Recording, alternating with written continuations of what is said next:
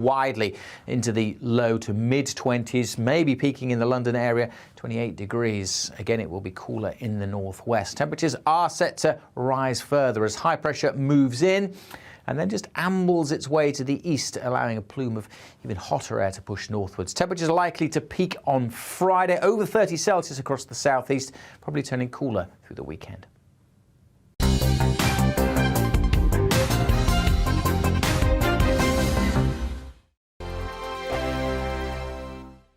We are GB News. We're right across this great nation. On TV, on radio, on digital. Absolutely everywhere. We don't talk down to you. We embrace all voices.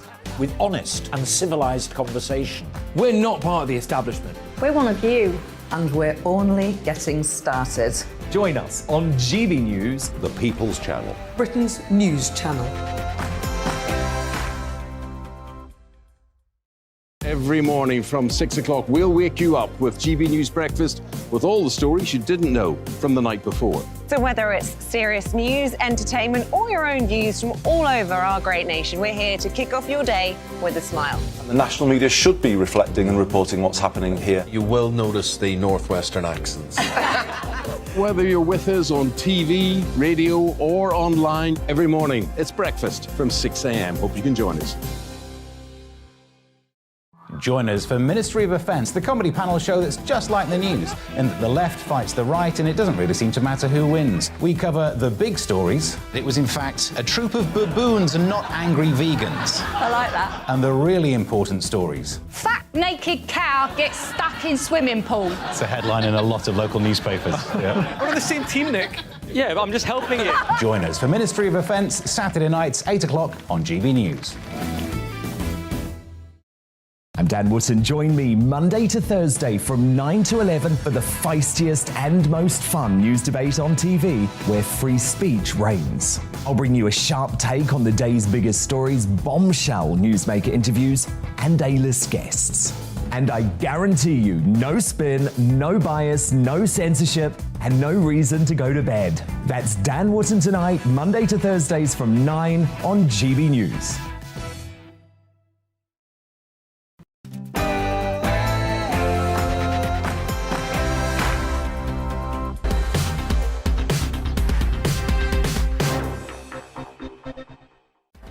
Hi there and welcome to Brazier. Some fast-paced news, we hope, from 4 until 6. In the next hour, the government's policy to send asylum seekers to Rwanda in the balance, with the High Court just considering right now and announcing its deliberations on whether a flight tomorrow gets the green light. Also expected this hour, the PM to unveil plans to scrap parts of the post-Brexit deal he struck with the EU over Northern Ireland. And Labour's leader, Keir Starmer, under investigation for allegedly breaking parliamentary rules by not declaring earnings or gifts. With me for the next 2 hours, the author, journalist and political commentator, Ella Whelan. But first, the latest news headlines with Polly.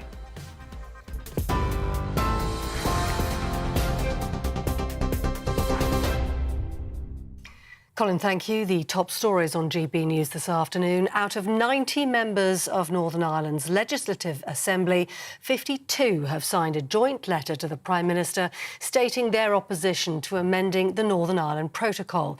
The government's going to unveil changes to the protocol later. It'll include the ability for ministers to unilaterally override the current agreement. The new legislation will include relaxing checks on goods arriving in Northern Ireland from the rest of the UK. The Prime Minister Boris Johnson says the changes are necessary to fix the political deadlock in the region. What it does is it creates unnecessary barriers on trade east-west. What we can do is fix that. It's not a big deal. We can fix it in such a way as to remove those bureaucratic barriers, but without putting up barriers on trade moving north-south in the island of Ireland as well. Well, a number of Conservative MPs have said they're unhappy with the plans, and Labour is warning measures will break international law. Well, the Labour leader, Sir Keir Starmer, says the issues can be resolved through negotiation. They won't be resolved by legislation that breaches international law and that, frankly, will impede the negotiations that, in the end, will be needed to settle this. So the government is going down the wrong track here. As you've been hearing, government plans to deport some asylum seekers to Rwanda are facing two separate legal challenges today. The court has heard that 20 potential migrants have had their Rwanda deportation journeys cancelled. 11 are still expected to be on the first flight tomorrow. A High Court judge ruled the flight could go ahead, but that decision is being challenged. Lee Anderson, MP for Ashfield, says there has to be an end to people crossing the Channel. If it fails, then we've got a big problem. It says to the rest of the world our borders are open, and the evil gangs, the human traffickers will continue to take money off people to send them across the Channel. Meanwhile, genuine asylum seekers from places like Ukraine will suffer because of that. We welcome refugees from all over the world, people that are in genuine need. But quite frankly, let me be honest again, make the point to your viewers that the vast majority of the people coming over the Channel are not genuine asylum seekers. The mother of a boy who's been at the centre of a life support dispute says the family will appeal a High Court ruling that the 12-year-old is already deceased. Archie Battersbee suffered brain damage in an incident at home in April. Doctors at the Royal London say his life support care should end. Archie's mother says treatment should continue as her son's heart is still beating. I'm devastated and extremely disappointed by the judge's ruling. After weeks of fighting a legal battle, when I wanted to be by my little boy's bedside, basing the judgment on an MRI test, which is the first time ever, and that he's likely to be dead, is not good enough. The Metropolitan Police have launched an investigation after a man's body was found on fire in a London park. Firefighters were called to Bellevue Park in West London at around 4 o'clock this morning. Officers are now working to identify the deceased. They say they're treating the death as unexplained. The Competition and Markets Authority has confirmed it's going to carry out a review of the fuel market after average prices hit record highs. The Business Secretary, Kwasi Kwarteng, tweeted that the watchdog will look into why fuel prices are quick to rise but slower to come down. It follows record prices at the pump, with the average price of petrol hitting 185 pence a litre. That's a rise of more than 7 pence in one single week. The Labour leader is being investigated by the Parliamentary Commissioner for Standards over potential breaches of rules on earnings and gifts. The investigation centres on a number of late declarations, including multiple failures to register gifts from football teams, payment for legal advice and an advance on a book he's writing. Sir Keir Starmer has insisted he's not broken the MP's code of conduct. His spokesperson has apologised to the watchdog, saying administrative errors in his office resulted in the late declarations. The Prime Minister's launched the UK's new post-Brexit food strategy today, which he says will back British farmers and create more jobs. The measures aim to strengthen supply chains and increase domestic production. But a leaked draft version of the plans has been heavily criticised. The co-founder of the restaurant chain Leon, Henry Dimbleby, led a major review of the country's food industry. He says it ignores salt and sugar taxes and the government's action on obesity. You're up to date on GB News. More news as it happens. Now it's time for Brazier.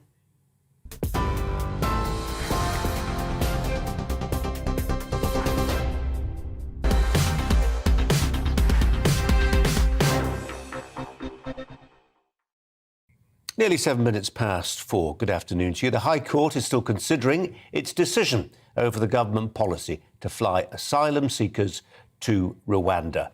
In a sense, the ruling, which is going on right now, is sort of immaterial. On Friday, the government said up to 130 migrants had been told they could be headed for Rwanda. They'd be put on a plane due to leave tomorrow from a secret destination. But by the weekend, the number likely to board that plane had fallen from 130 to 37. Legal challenges from organisations like Care for Calais raised objections on an individual basis. Lawyers argued that by being deported to Rwanda, potential deportees would see their human rights infringed. Others, it was claimed, were victims of human trafficking. Well, by lunchtime today, that 37 It's been whittled down still further. A Home Office source suggested the number was almost down now to single figures: 4 Romanians, 2 Iraqis, 2 Albanians, a Syrian and 2 whose nationality hasn't been made public. The last few days have shown just how difficult it will be for the elected government of this country to overcome what's become known in America as lawfare, the use of legal activism to undermine the policies of an elected government. Joining me now, Alp Mehmet, who's the chairman, of course, of Migration Watch UK. Alp, welcome to you. Are you surprised by what's happening? No, not at all. I think we all expected it to happen. More importantly is what the courts will decide now. Otherwise, we are in the situation where it doesn't really matter what legislation is passed. Ultimately, it will be the courts that decide. That is not the sort of country we've ever been, frankly, and I think it would be disgraceful if the courts suddenly stopped all those who are going to be sent to Rwanda from flying. I hope that doesn't happen.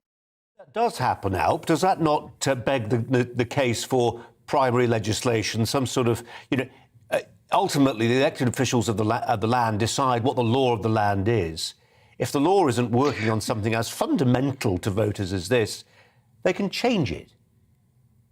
Well, but that's exactly what's happened. And one of the things that happened with this particular bit of legislation that the removals now are flowing from was that there was a reinterpretation of Article 31 of the Refugee Convention, allowing us to send people to a safe country if they were coming from a safe country. So really, what does Parliament matter if, having gone through the process, passed legislation, rules put in place flowing from that legislation, ultimately those who effectively want open borders, they want anyone who wants asylum, who's looking for asylum, to be able to come here to be granted asylum. Why do we have borders if that is the case? But that is what ultimately we seem to be moving towards, open borders. That's not what the British people want. Why do we have borders? I suppose, Alp, some will say on the other side of the argument, why do we have courts? No, I'm in favour of courts. If we have laws, then it's up to the courts to decide whether those laws have been broken. It isn't for the courts to decide whether that legislation or the particular legislation is good or bad or doesn't particularly appeal to the judges, or indeed is not in accordance with whatever decisions have been made in other courts. Parliament, our Parliament, is and should be supreme. And that's what we were told not so long ago during the referendum debate and during the aftermath of what was going on in Parliament. Parliament is supreme, they said. Well, Parliament has passed legislation, and it's up to the courts now to enforce that legislation. Good to talk to you. Appreciate your time as ever. Thanks very much indeed. Ella Whelan is alongside me for the next 2 hours. Ella, welcome to you. Your old colleague at Spiked, Brendan O'Neill, wrote, I thought very compellingly, for the Spiked website, that this is as far as he sees it, this is 14 million voters who put this government in on one side of the argument, the Prince of Wales, the Archbishop of Canterbury, and what he describes as the human rights industry on the other. Is it that simple? I don't know that I would reduce it to that. I think that one of the key things that's happened in relation to the immigration debate is that it hasn't happened. We've had this kind of immigration debate by proxy via the Brexit vote, which we know is, in terms of the intent of Brexit voters, it has been speculated. Some people say it's because of immigration, some people say it's because of sovereignty, some people say it's a mix. We've never had a really open public discussion about not just a referendum, but in general kind of political debate about immigration in this country. It's always been treated as a subject that you can't go anywhere near either because if you're liberal in immigration, which I am, you get called someone who just wants open borders, as Alp just described, perhaps rather sweepingly, or you're described as a little Englander if you want to even talk about borders. I think with this, this particular case in relation to the policy with Rwanda, I mean, on an individual basis, you can understand lawyers fighting for individual clients because the government has form in terms of deporting people who are not meant to be deported. It happened throughout the Windrush scandal, in which individuals who had no reason to be deported whatsoever found themselves even actually about to board planes when their cases were fought back against. So, there's a sort of sensible thing about individuals can have organisations fight for them.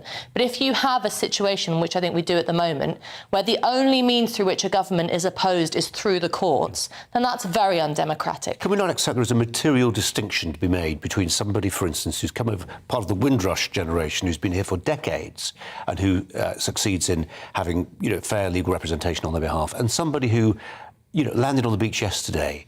Are they permitted to have the same legal rights as somebody who's been in the country for decades? No, of course there's a difference between those two people and those two cases. The reason why I invoked the Windrush scandal was because it was an example of the Home Office just having absolutely no sense what was going on. We know that the Home Office has been in disarray for a long time, and basically as a means of kind of gesturing politically to say that they were cracking down on immigration, doing things that were not only illegal, they were immoral, basically deporting people who weren't up for deportation. And so I think any sensible person would be cautious about that track record when looking at these deportations to Rwanda at the moment.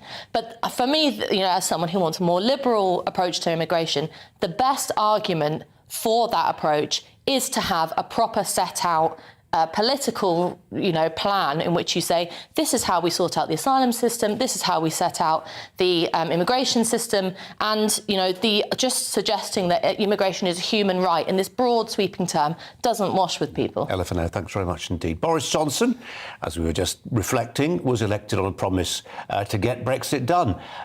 Did he? Has he? Several years later, he's today threatening to scrap parts of the post-Brexit deal he struck with Brussels in 2020 because Northern Ireland remains trapped inside the EU's single market, creating a trade border effectively that carves up the UK in terms of sovereignty. His new parliamentary bill is likely to take at least a year to become law, assuming it does, due to the House of Lords promising to frustrate it. The EU said today that it will, quote, restart legal action against the UK because of the law. How serious is Boris about scrapping the protocol? Will his attempts to do so provoke a trade war with the EU? We don't need that right now, do we? Joining me now, the former First Minister of Northern Ireland, Dame Arlene Foster. Arlene Foster, welcome to you. It does sound, from what we're hearing from Brussels, that the EU is not going to play nice. Well, they haven't been playing nice since 2016, Colin. I think it's fair to say, when the people of the United Kingdom decided that they wanted to leave the European club. And they have used Northern Ireland throughout those years as a way in which to punish the UK for having the temerity to say that they were leaving. And I think it was a German official who said that Northern Ireland was the price of Brexit. And through that, they have pushed very hard to make a differential between Northern Ireland and the rest of the United Kingdom. And that became the protocol. And unfortunately, Boris agreed to that protocol in December of 2019 in order to, quote unquote, get Brexit done. And he did get Brexit done for Great Britain. But unfortunately, for those British citizens that live in Northern Ireland, we are still under single market rules and regulations. We now have a border between ourselves and the rest of the United Kingdom. In other words, goods that are coming across from Great Britain into Northern Ireland have to go through checks. And we're still subject to the European Court of Justice if there's a dispute over regulation. So I'm looking forward to seeing this legislation this afternoon. I hope it will deal with the internal market of the United Kingdom, bringing it back to supremacy. I hope it will deal with the Act of Union. It will deal with the European Court of Justice. Nobody says that this is going to be easy to fix, but unfortunately, it all started way back in 2016 when the Europeans decided that this was not what they wanted to see happening. And as you say, we haven't seen the fine detail of the bill yet. But I just wonder in terms of, there's me saying, how will the EU respond? How will Brussels respond? EU's this massive monolithic organisation, but it's actually made up of lots of different and at times contradictory voices. I just wonder, within how the EU arrives at its determination on this, what role Dublin plays. Michal Martin has said London's decision is, quote, regrettable. Do they tend to call the shots in all this, Dublin, or is it not really in their hands? Well, they have been calling the shots, unfortunately. They have put across their interpretation of the Belfast Agreement to the other nations of the European Union, and the European Union has allowed them to be in the lead in respect of that. And unfortunately, that has caused a lot of damage in Northern Ireland because the balance between the communities in Northern Ireland has been disturbed, and because the East-West trade has been damaged in the way that I have described through checks. And indeed, you can see this. If I give you an example, Colin, Marks and Spencer's, a huge part of Northern Ireland life as it is across the UK, they've withdrawn 600 of their goods and services from Northern Ireland stores because the checks are so onerous. So in other words, we've got a reduction in choice here in Northern Ireland, but the costs are going up. And that's all as a result of the protocol which was agreed. Therefore, it needs to be changed. And actually, the protocol itself envisaged, and this is what amuses me about all of this discussion. We're told that you can't change the protocol, even though in Article 13.8 of the protocol, it talks about amendments and changes to the protocol being put in place. And then I listened to Sir Keir Starmer, who tells us that this is the wrong way to go, that we should be negotiating with the EU. We set out our negotiating position in July of last year. The command paper came out, Lord Frost brought it forward, and there hasn't even been a response from the EU in relation to that command paper. So how can you negotiate with another body if they're not willing to come to the table and negotiate with you? Dame Arlene, we have to leave it there, but appreciate your analysis this afternoon. Thanks ever so much. Arlene Foster there, mentioning Sir Keir Starmer. He's been investigated by Parliament's standards watchdog over potential breaches of rules on earnings and gifts. The Labour leader, brushing off the probe, said he's absolutely confident he has not broken any rules. Our political correspondent, Tom Harwood, is running the rule over that statement. Tom, it sounds minor as infractions go. What do you make of it? Well, it's interesting. The rules within Parliament very clearly state that if you have outside income that's not part of your official salary as a member of Parliament, that you need to declare those outside interests, those outside earnings. You need to declare them within 28 days. Now, the issue that Sir Keir Starmer's office has run into is that it hasn't been doing that. On a number of occasions, it has declared items or indeed cash late. And that might seem like a relatively minor breach of the rules, but if it's upheld as an issue, that is a breach of the rules. And there's a particular political problem here for Sir Keir Starmer, which is that he has set himself up as Mr. Rules, as the person that obeys every jot and tittle, who is whiter than white, who's differentiating himself from other politicians because he's supposedly not like other politicians. He does everything by the book all the time. Well, this is the second investigation that Sir Keir Starmer is now currently actively under. Not only is he being investigated by the Standards Commissioner, of course, but also by Durham Police. And it just breeds a political issue for the Labour leader in this instance, which is he doesn't differentiate himself on policy. He doesn't have a grand, big vision for the country. What he has done instead is to say, I am very, very competent. Yeah. Well, in this instance, he hasn't been competent, and that's an issue. Yeah, if you set yourself up as a model of probity, you've got to get it right all the time, haven't you? Tom, thanks very much indeed. Ella Whelan, we've been a little bit harsh here. I just think when you've got you're the leader of the opposition, you're in charge of a shadow cabinet, a campaign to dislodge this government. You've got a family. You've got all this stuff to think about. Meanwhile, what did I do about that football match that I went to? Did I declare that? I mean, we're assuming omniscience on his part, aren't we, a little bit? Well, I mean, Tom is right. The whole point about Keir Starmer is that politically he's substanceless in terms of, you really couldn't fit a cigarette paper between the Labour Party and the Conservatives these days. There is nothing exciting about the Labour Party or indeed Keir Starmer politically. So the only thing he has is the rules. But let's not play that game from our side. It doesn't make it him any more exciting or any more substantial to say, well, to tick him off for not following the rules. If it was found out that he'd blown thousands thousands of pounds on, I don't know, cinemas. Whatever you're going to say, well, something interesting, then you think, oh, there's something to go there. And actually, the use of the word sleaze, I immediately thought, what's he been up to? But, it sounds incredibly mundane. And I think it's much better to get people on the political issues than it is on these kind of bureaucratic ones. Yeah, if it's going to be scandal, make it something really sexy. Yeah, exactly. Tom, thanks for coming in. Thanks a lot. You're with Colin Brazier. This is GB News on TV, online and on digital radio. Coming up, we're heading to Windsor to hear how Prince Andrew was blocked by the royal family from appearing at a public procession, Order of the Garter. First, it's going to be very hot this coming week. Here's the forecast. Good morning, Alex Deacon here with your latest weather update. Temperatures will be ticking up through the rest of this week, turning hot, especially by Friday. Some strong sunshine as well, but it's not blue skies everywhere. High pressure is dominating, but there are weather fronts at times just toppling into the northwest. So western parts of Scotland always keeping a fair bit of cloud and some outbreaks of rain, some across the northeast of Scotland this morning. That should be fizzling out. So much of eastern Scotland will be dry and bright. One or two isolated showers for southern Scotland. Most of Northern Ireland also set fair, and certainly for most of England and Wales. It's a cracking day, if you like. Sunny spells and temperatures ticking up.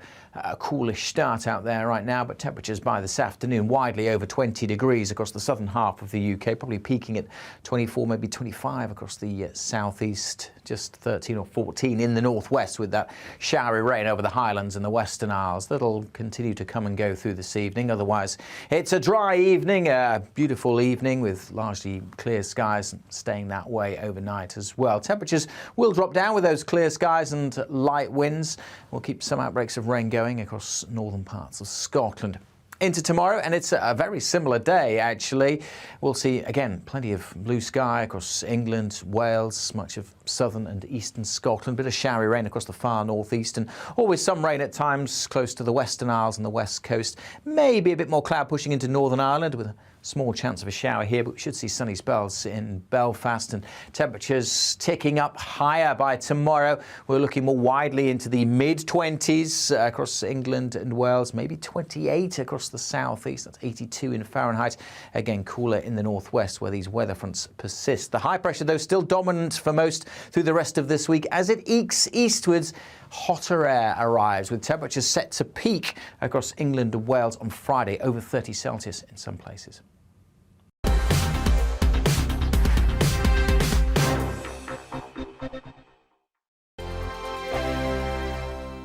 We are GB News. We're right across this great nation. On TV, on radio, on digital. Absolutely everywhere. We don't talk down to you. We embrace all voices.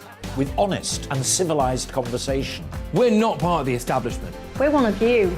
And we're only getting started. Join us on GB News, the People's Channel, Britain's news channel.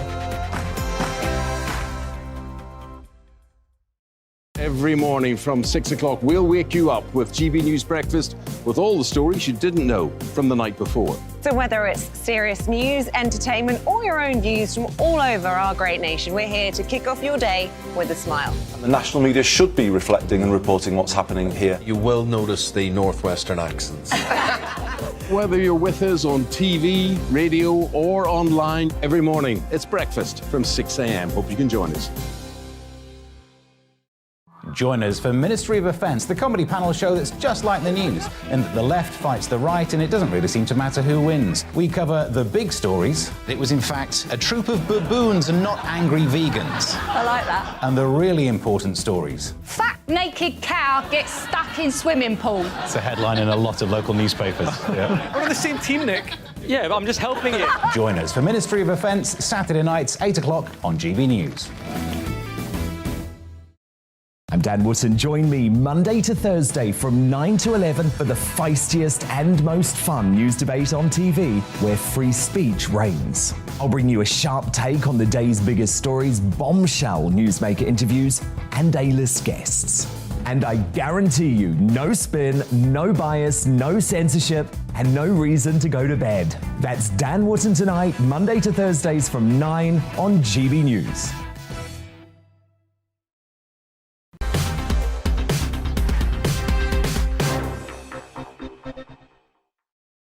It's been reported that Buckingham Palace has confirmed that it was a family decision for the Duke of York not to attend the public procession at today's Garter Day service. The Sun originally broke this story. That's when the Queen makes appointments to the Order in recognition of public service.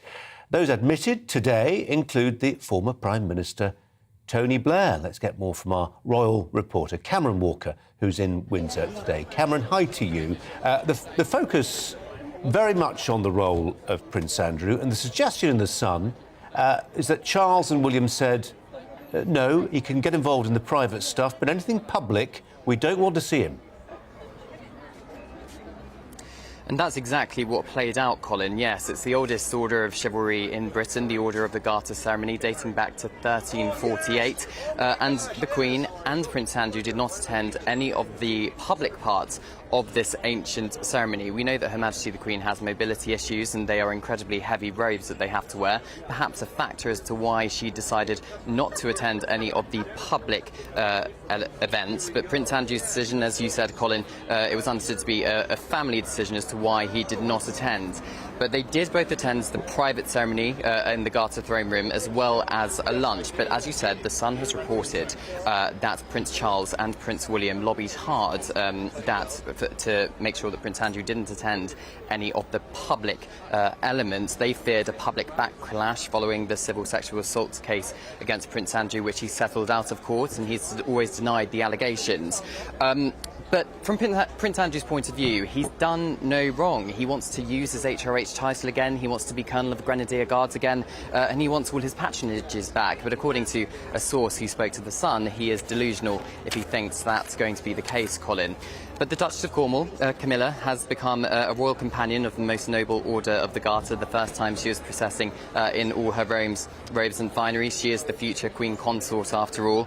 But perhaps more controversially, Tony Blair has become a knight companion, and there was a big protest outside here, outside Windsor Castle earlier today, involving around, I think, 150 people. 1.5 million people have signed a petition calling for Tony Blair's knighthood to be revoked. He was, of course, the Prime Minister when the Allied forces invaded Iraq and Afghanistan in the early 2000s. Now, all but one of Tony Blair's predecessors have joined the Most Noble Order of the Garter just after they left office. This is, of course, a delay because Tony Blair left office in 2007. But perhaps, according to the royal household and perhaps Her Majesty the Queen, they're just following tradition. Cameron, thanks very much indeed. Cameron Walker there in Windsor. Ella Whelan's alongside me. No fan, she, of the royal family. What about Tony Blair? Well, whenever these sort of parades and honours come up, it always just I think it's an example of me of the sort of the ridiculousness and the pomposity of the monarchy. This is an ancient order that runs like a gossamer thread connecting today with our history. Yes. What possible problem could you have? Tradition is very important in lots of different parts of life, but you have to ask why that tradition was instituted and what public good it serves, and giving a recognition. But Tony Blair, and a political figure, inherently political figure, someone who went into politics, is known for politics, good and bad. I think more of the bad, whether that's in relation to Iraq or indeed from someone from a left-wing perspective, what he did to not destroy the British left, but certainly help dig its grave, then, it's some kind of sort of, I suppose it's a bittersweet irony that then he would end up by being knighted or whatever it is, handshaken by the royals, because I think it shows a kind of hollowness in politics and emptiness, which is that if you are someone like Blair who left his role in Prime Minister under a particular, with a particular framework in mind, with a certain kind of public sentiment against him, this sort of, I think, whitewashes it. But I really have to stress that I actually couldn't get No, that's fair enough. But and therefore, rather negating my next question, which was, if he'd said no and that became public, then it's a snub to the Queen. I know that's how these things... He'd never say no. This is like catnip to him. This is what Blair's always wanted. And that's an important point, which is that, I think there's something, we were just talking in the break about the fact that there's sort of a general sentiment towards hating prime ministers, and that might be something to do with corrosiveness in political discourse, which is a problem. But it's also the case that we have time and time again politicians who are just on a career path for their own kind of glory. And I think there's something of this in Blair. I think it's There's really always been. dangerous that we can say to the very bottom of somebody's soul and divine whether they're in it for you or for me or for a higher purpose. You look at their political acts throughout their career, and I think time and time again Blair has acted in Blair's best interest rather than in the general public. Well, he still stirs and bestirs lots of emotion, doesn't he, Tony Blair? Have a look, if you will, at the Brazier angle that I posted last week, 45,000 or thereabouts. I think you've had a look at it so far. I'm taking you through what I think are the landmines that he left behind in our policy landscape. Doesn't mean you have to hate him, however. Coming up, returning areas of farmland to their natural state. We'll find out what a Welsh farmer thinks. First, let's bring you up to date with the latest news headlines with Polly.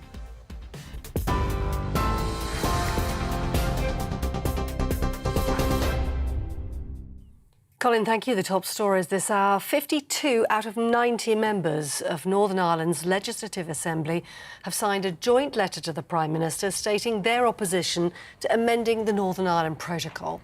The government's going to unveil changes to the protocol this afternoon, and it's going to include the ability for ministers to unilaterally override the current agreement. The new legislation will include relaxing checks on goods arriving in Northern Ireland from the rest of the UK. Court of Appeal judges are delivering their ruling whether to block government plans to send asylum seekers to Rwanda on a flight tomorrow. A union which represents more than 80% of Border Force staff, as well as charities Care for Calais and Attention Action, appealed the decision that the flight could go ahead. Charity Asylum Aid has begun another legal challenge against the government. It's asked a High Court judge to temporarily block ministers from removing any asylum seeker to Rwanda. And the mother of a boy who's been at the centre of a life support dispute says the family will appeal a High Court ruling that her son is deceased. 12-year-old Archie Battersbee suffered brain damage in an incident at home in April. Doctors at the Royal London Hospital say his life support treatment should end, but his mother wants treatment to continue. And the Labour leader is being investigated by the Parliamentary Commissioner for Standards over potential breaches of rules on earnings and gifts. The investigation centres on a number of late declarations of payments, for legal advice and for an advance on a book he's writing. Sir Keir has insisted he's not broken the MP's code of conduct. The Metropolitan Police have launched an investigation after a man's body was found on fire in a London park.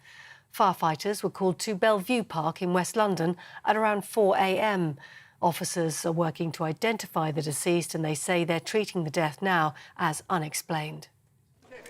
And some breaking news for you. With the actor Kevin Spacey is due to appear at Westminster Magistrates Court on Thursday, charged with 4 counts of sexual assault against 3 men. The Oscar winner previously said he'd voluntarily appear in a British court because he's confident he can prove his innocence. You're up to date on TV, online and on your radio via DAB+ with GB News. Colin Brazier's here in just a bit.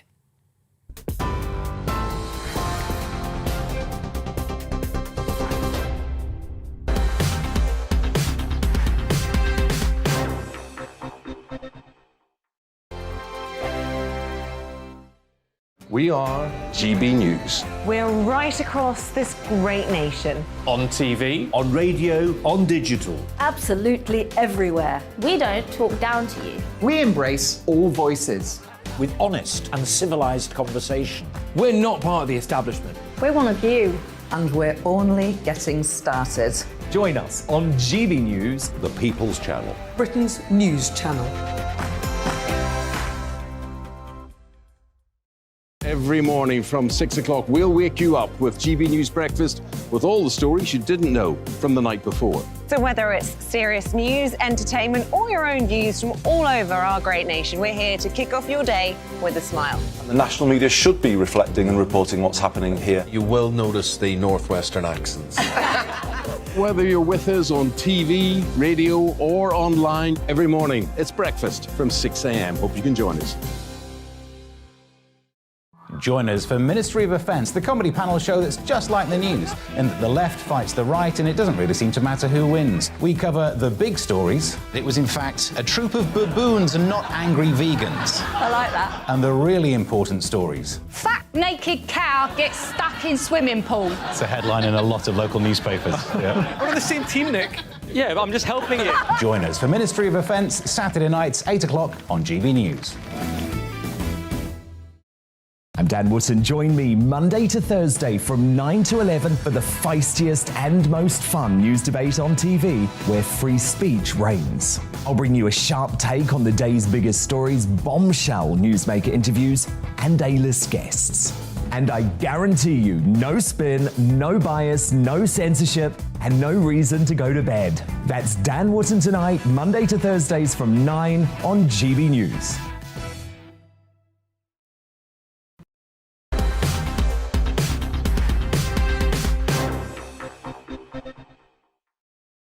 Just hearing something from the High Court on that Rwanda judgment. We'll bring it to you very shortly. In the meantime, last year, ministers announced a post-Brexit scheme that would pay farmers up to £800 million a year. It's a third of the entire farming budget to transform vast areas of farmland into forests, wetlands and wildflower meadows. Boris Johnson is reportedly now scaling back those plans to focus on the cost of living crisis, with the budget for rewilding now slashed to £50 million of taxpayers' cash.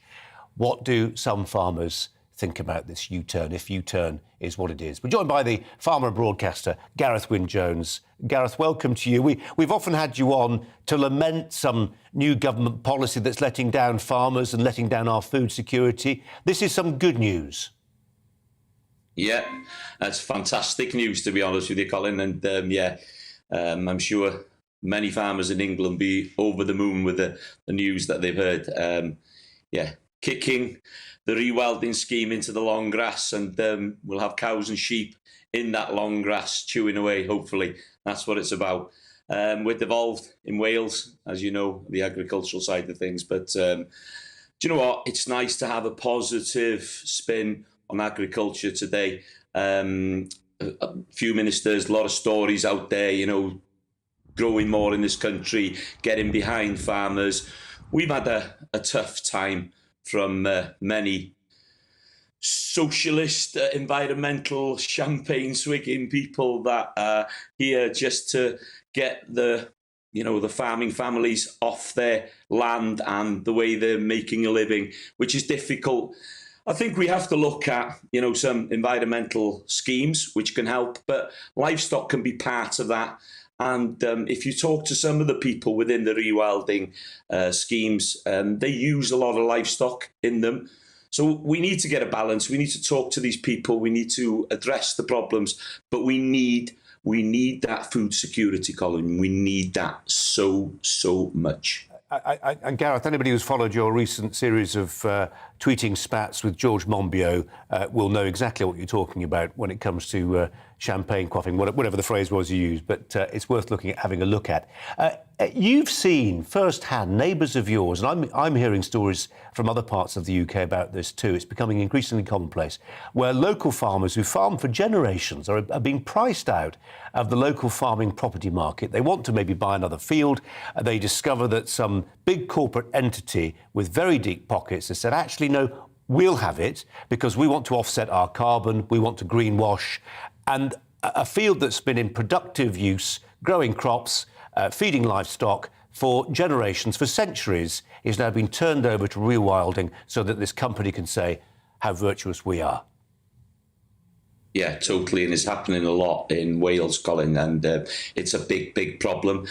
We need to address that. And I think, governments, and doesn't matter where they are, they have to look at the situation. So if you want to move that problem, and if you want these people to be greenwashing, trees is not the answer. You're growing trees and they're not going to be sequencing for many years. Pasture land is fantastic for sucking in that carbon. And, what we've got is the animals to graze that. And that's what we need to be pushing. We need to be, producing food environmentally, regeneratively, sustainably. And it has to be pushed out there. We cannot be blamed for everything. And at this moment in time, there's a lot of farmers feeling very downhearted at the way we're treated from a very small minority of people. I'm not going to mention any names, but people know who they are, and they've got a big presence, and they use that, and they cherry pick a lot of the stats that they want. But at the end of the day, they're pushing small family farms out of business. Yeah. People that have been on the land for hundreds of years. My family's been on this farm 375 years. I can take you up anytime, Colin, show you the mosaic of different habitats, the wildlife that's up here. And it's been done in an environmentally friendly way. So when you listen to these people about shipwrecked and things, it's very disheartening. So get behind British farmers. Let's keep eating meat, drinking milk and butter on our toast. Amen to that. Gareth, thanks for your time. We've got some breaking news. Got to leave it there, but appreciate your time as ever. Thanks very much. Tom Harwood has been poring over the detail from the Court of Appeal. It's refused to grant the injunction that was demanded on the flight to Rwanda. Tom, do I call that right? You did indeed. This is, of course, one of several legal actions that are taking place today. This is about the actual flight itself, whether the plane can take off tomorrow. And the court has decreed that it can. This plane can fly. That's but it may be a political empty. Victory for the government. But as you rightly hint there are lots of individual legal cases with regard to those who are on the plane. So the plane itself will go. The question is, will anyone be aboard it? That's the next hurdle for the government. And there is suggestion that it could be single-digit numbers of people on that plane. Obviously, one by one, these challenges will be fought out. But certainly in this first pretty momentous decision, the actual fact that the plane can fly, that's a victory for the government. Yeah, I mean, you just wonder where this ends. And I'm looking at that list of, I think we're down to 11. But this started at 130, Tom, by, over the weekend, 37, down to 11, 4 Iranians, 2 Iraqis, 2 Albanians, 1 Syrian, 2, we don't know where they're from. Are these teething problems, do you think? Is this something the courts will work out and the government will work out how to deal with the courts? Or is this just the new normal?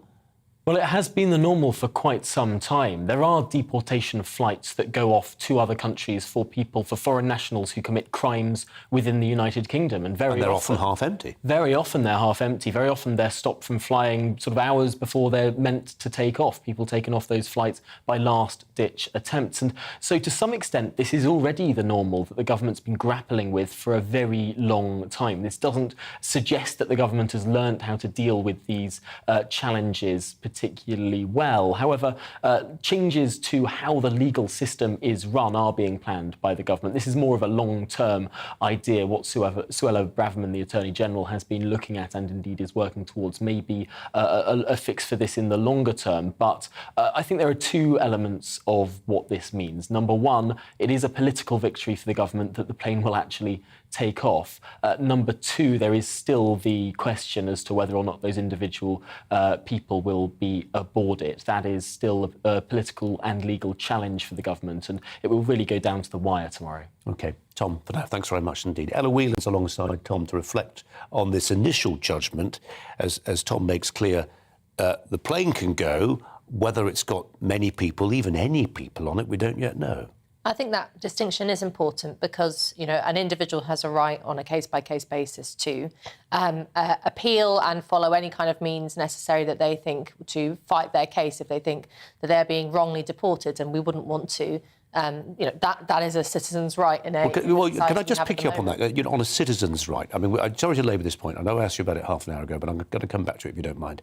You are ascribing all the rights of citizenship to somebody who's maybe been in the country for a matter of days, as opposed to, say, me or you, I can trace my ancestry back in this country for centuries. Why are we enjoying the same legal rights? No, it's not. OK, so maybe my use of the word citizen was incorrect, but somebody who has been through the asylum system or has been through, it has been living in a deportation centre for a number of days, maybe weeks. We know that it's more likely to be weeks. Somebody who's within the system has legal right to go through an appeals process, to seek legal help through legal aid, whether that's charities or organisations to help them. And you wouldn't want to change that. But there is the broader point, which I think, even those of us who don't agree with the Rwanda policy, which I don't, who want a more liberal immigration system, which I do, can, I think, understands that the idea that courts would be undemocratically involved in impinging on government policy is a problem, because today it's Rwanda policy, tomorrow it could be something that I completely agree with. You've got to always look at the bigger picture when cases like this. OK, Ella for now. Thanks very much indeed. Now, temperatures could rise above 30 degrees Celsius in parts of the UK this week, bringing Britain's first, I think this has been described by somebody, that's why it's in quotes, properly hot summer's day. The coming months are also likely to bring heat waves, with Tropical Storm Alex bringing, I don't know where that came from, which part of the world Tropical Storm Alex, we'll find out shortly, bringing a low-pressure system to our shores. We're joined by the broadcaster and weatherman, John Ketley, for some more on this. Hi to you, John. Tropical Storm Alex.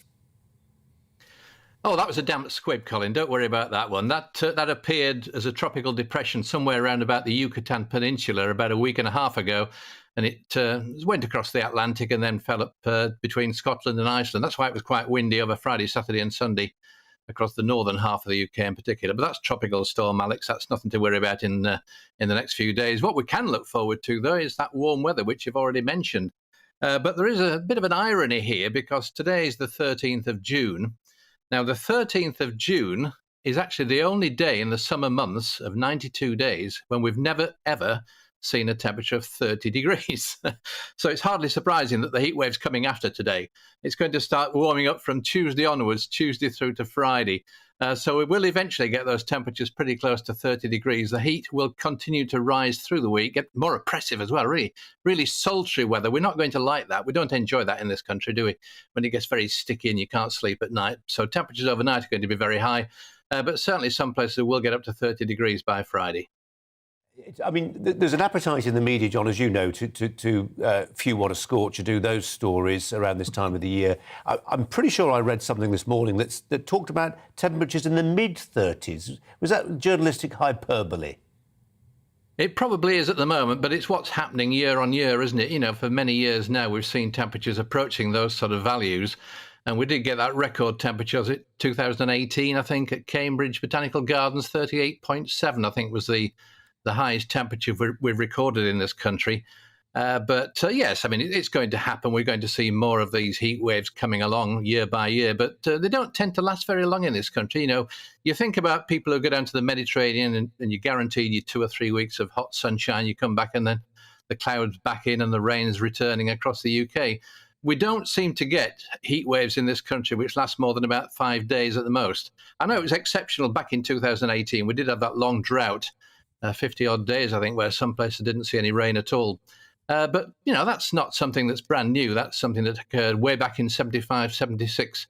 And I'm just going to throw something at you, Colin. On Saturday evening, there's a programme on about the 75, 76 summer. So you don't remember that one, but I do. No, I do, John. I remember watching the test cricket. We had the telly set up in the front garden just to watch the test matches. But anyway, it's kind of you to say that, John. Really appreciate it. John Ketley, thanks very much indeed. Let's reflect on another story that I'd like to put to Ella Whelan, because I'd like to know what she makes of it. It's been reported today that Lloyds Bank, in view of the cost of living crisis, is giving each and every one, pretty much, of its employees £1,000 in cash to help them personally deal with the cost of living crisis. Just a thought from Ella Whelan on this, because I just think if you could compare the behaviour of Lloyds Bank with other high street banks that'll be nameless, which are more inclined to issue woke statements of virtue signalling, rather than what I think employers often want, which is just some lolly in their back pocket. Well, we're in the month of virtue signalling, Pride Month, in which every single company changes their logo to something rainbow themed, and there's a huge amount. Easier to do it, I thought, than put up union flags for the Jubilee.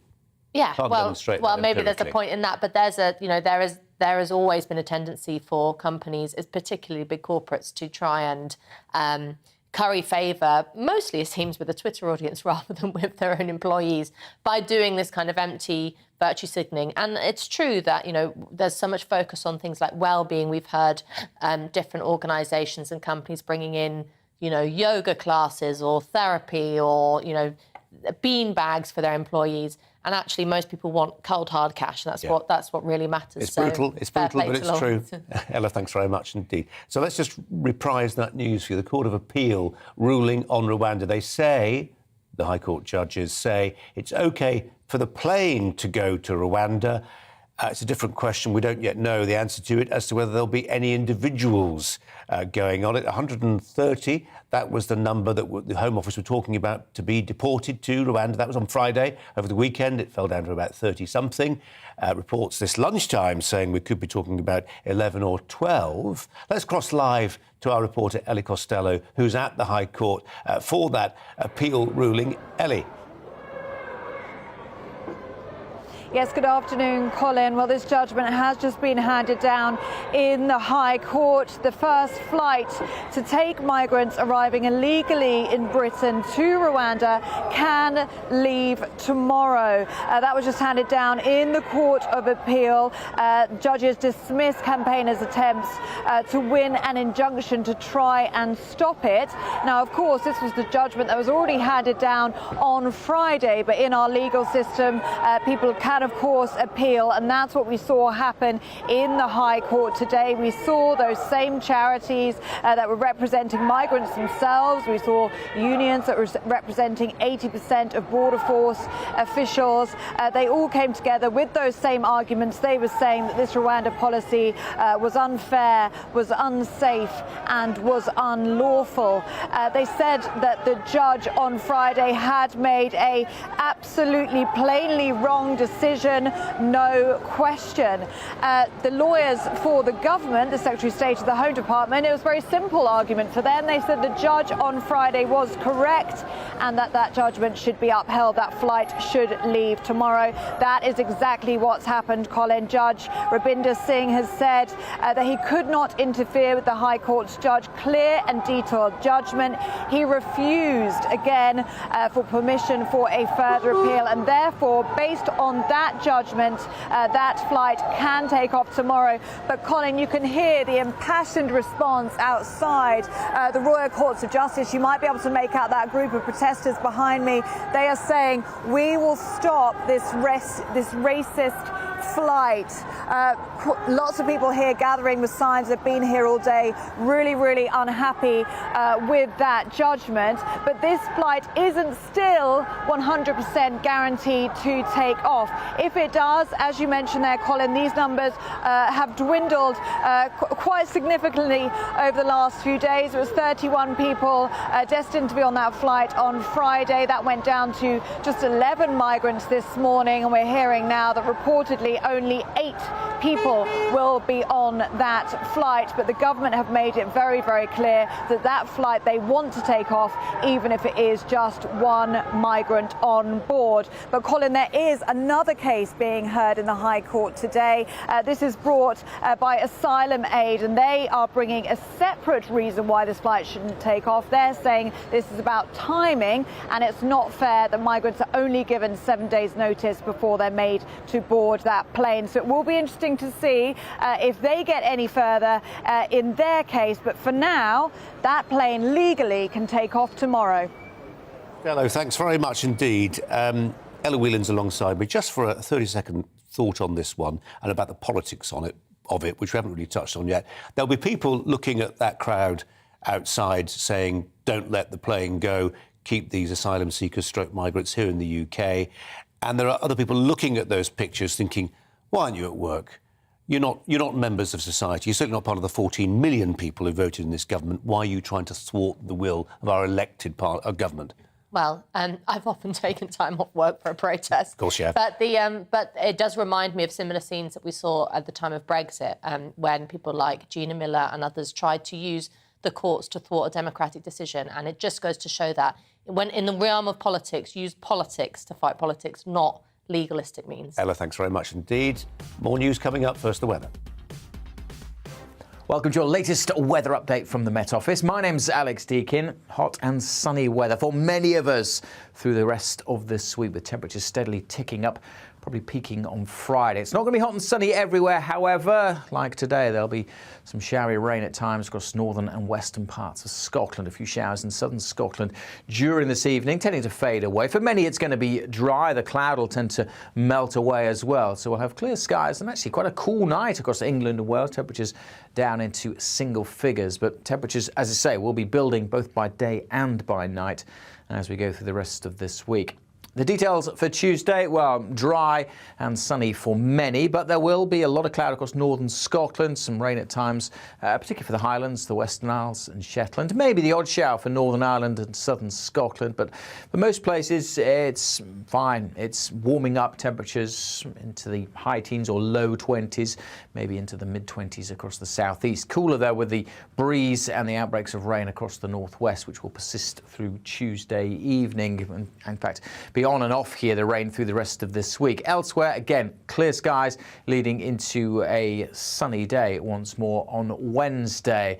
And again, temperatures will be ticking up further. Still some showery rain, perhaps over northeast Scotland, more particularly across the west coast, maybe a little bit pushing into Northern Ireland later on Wednesday. But for the majority across southern, eastern Scotland, England and Wales, it is a day of sunny spells and building heat. Temperatures by Wednesday more widely into the low to mid-20s, maybe peaking in the London area, 28 degrees. Again, it will be cooler in the northwest. Temperatures are set to rise further as high pressure moves in and then just ambles its way to the east, allowing a plume of even hotter air to push northwards. Temperatures are likely to peak on Friday, over 30 Celsius across the southeast, probably turning cooler through the weekend.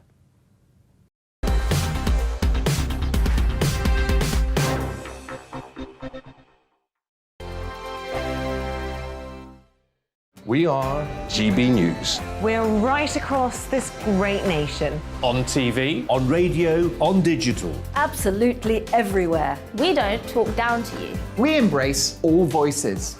With honest and civilised conversation. We're not part of the establishment. We're one of you.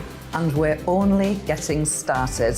Join us on GB News, The People's Channel. Britain's news channel. Every morning from 6 o'clock, we'll wake you up with GB News Breakfast with all the stories you didn't know from the night before. So whether it's serious news, entertainment, or your own views from all over our great nation, we're here to kick off your day with a smile. The national media should be reflecting and reporting what's happening here. You will notice the northwestern accents. Whether you're with us on TV, radio, or online, every morning, it's breakfast from 6 a.m. Hope you can join us. Join us for Ministry of Offence, the comedy panel show that's just like the news, in that the left fights the right and it doesn't really seem to matter who wins. We cover the big stories. It was in fact a troop of baboons and not angry vegans. I like that. And the really important stories. Fat naked cow gets stuck in swimming pool. It's a headline in a lot of local newspapers. Yeah. We're on the same team, Nick. Yeah, but I'm just helping you. Join us for Ministry of Offence, Saturday nights, 8 o'clock on GB News. I'm Dan Wootton. Join me Monday to Thursday from 9 to 11 for the feistiest and most fun news debate on TV, where free speech reigns. I'll bring you a sharp take on the day's biggest stories, bombshell newsmaker interviews, and A-list guests. And I guarantee you, no spin, no bias, no censorship, and no reason to go to bed. That's Dan Wootton tonight, Monday to Thursdays from 9 on GB News.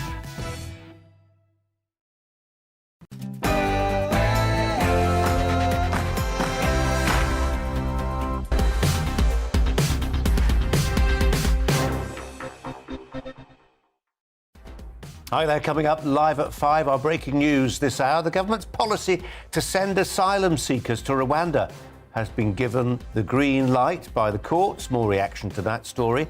Plus, Tony Blair's knighted and joins the Queen's highest chivalric order. Not everyone's chuffed about that. And do second homes help or hinder coastal towns? We'll be discussing how Whitby is looking to ban holiday home ownership, maybe. Alongside me for the next 2 hours, having her say on the stories of the day, is the author and journalist Ella Whelan. But first, the latest news headlines with Polly.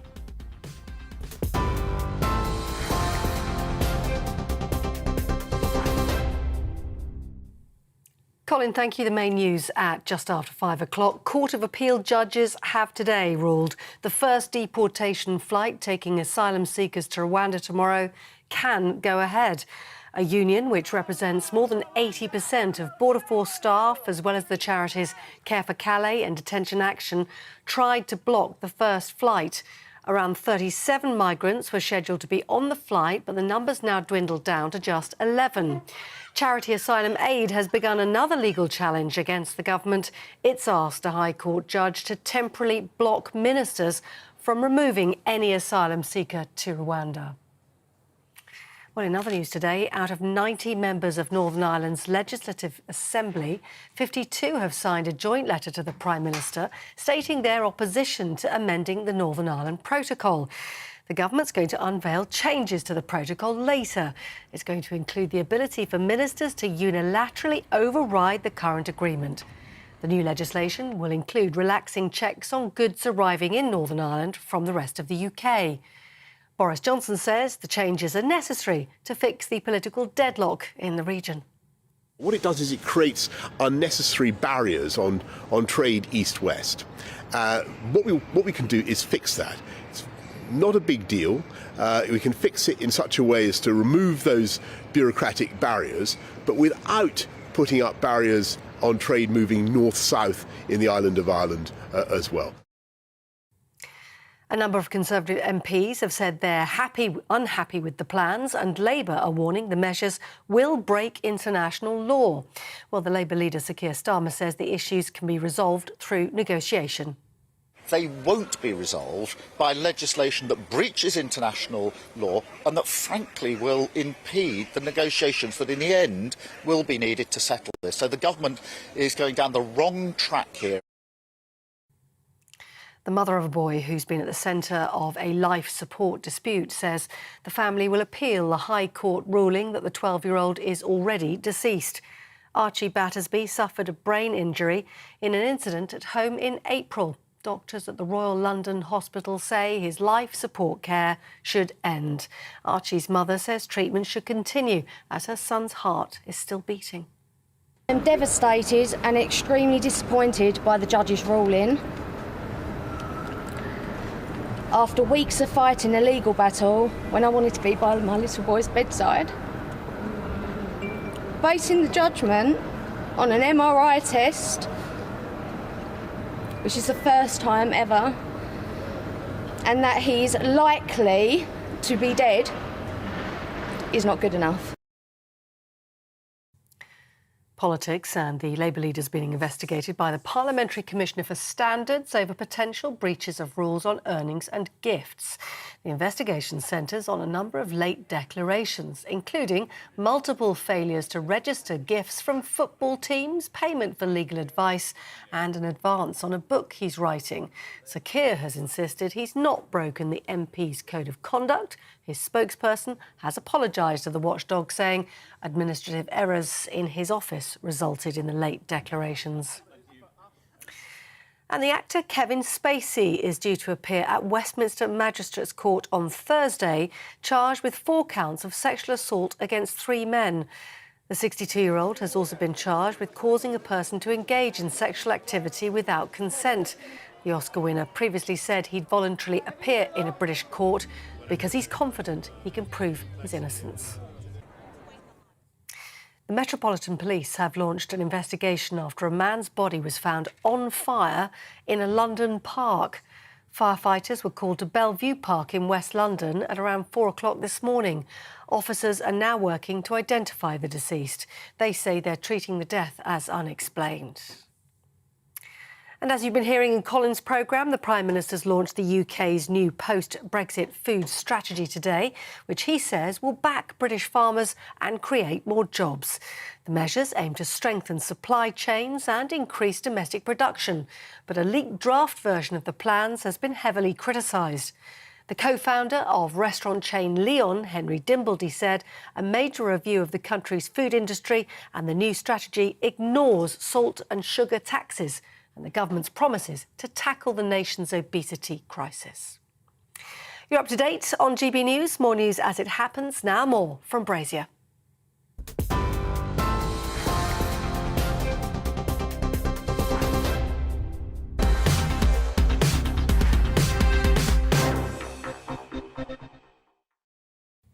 So then, the Court of Appeal judges have ruled that the first deportation flight taking asylum seekers, migrants to Rwanda tomorrow can go ahead. Will anybody be on it? Because in a sense, the ruling is immaterial. On Friday, the government said up to 130 migrants had been told they could be headed for Rwanda. They'd be put on a plane due to leave tomorrow from a secret destination. But by the weekend, the number likely to board that plane, it had fallen from 130 to 37.